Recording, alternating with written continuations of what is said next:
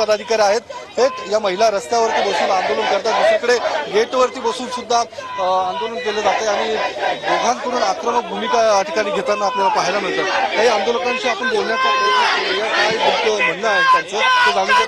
काय काय महिला बसलेल्या आहेत, काय आंदोलन या ठिकाणी केलं जातं? करोडो रुपयाचा खर्च करून पैसा आला कुठून, मोठी मोठी बॅनरबाजी केली आणला कुठून?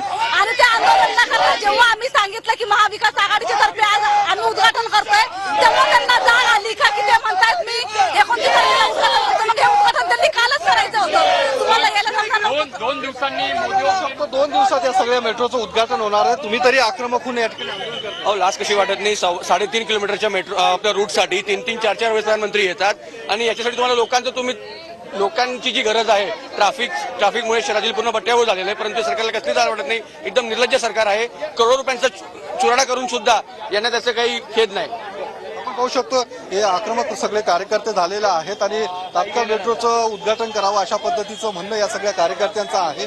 आता हे सगळे आंदोलक या ठिकाणी रस्त्यावरती बसले होते आणि त्यानंतर आता मेट्रोच्या गेटवरती मेट्रो स्टेशनच्या गेटवरती हे सगळे कार्यकर्ते पोहोचतात आणि आक्रमकपणे हे सगळे आंदोलन घोषणाबाजी या ठिकाणी सुरू असल्याचं आपल्याला पाहायला मिळतंय। पुणे पोलीस सातत्याने या सगळ्या आंदोलकांच्या प्रमुखांशी चर्चा करते, आंदोलन मागे घ्यावं। सकाळपासून स्वतः पुणे पोलीस आयुक्त अमितेश कुमार यांनी सुद्धा या सगळ्या नेत्यांशी चर्चा केली होती। आमदार आहेत या ठिकाणी रवींद्र धंगेकर, ते सुद्धा या ठिकाणी या आंदोलनामध्ये सहभागी झालेले आहेत। काय नेमकं त्यांचं म्हणणं ते त्यामुळे हा निवडणुका डोळ्यासमोर केलेला केविलांना प्रयत्न होता त्यांचा।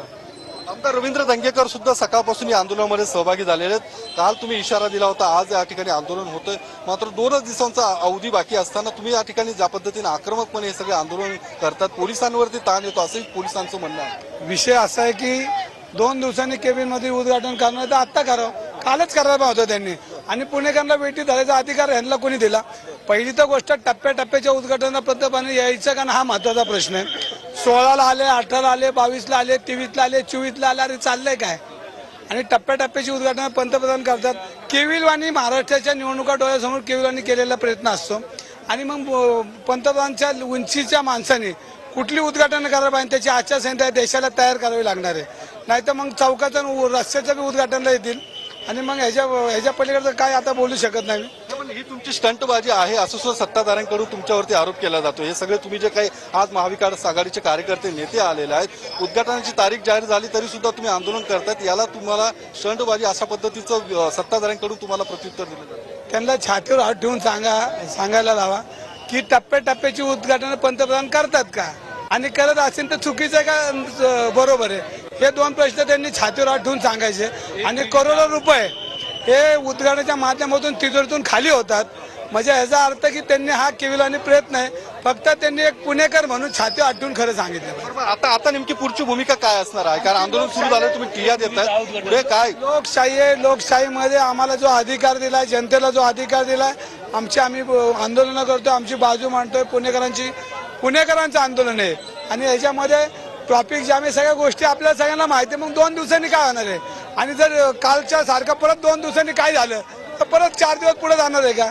तर त्यांनी कालच करावं, नाही तर आत्ता करावं, आमचं काय मत तेवढंच आहे। उद्घाटन झाल्याशिवाय तुम्ही इथनं जाणार? आम्ही प्रयत्न चालला, आता अध्यक्ष आणि बाकीचे घेतील निर्णय, मी त्यांच्या बरोबर आहे। ऑलरेडी उद्घाटन आम्ही केलंय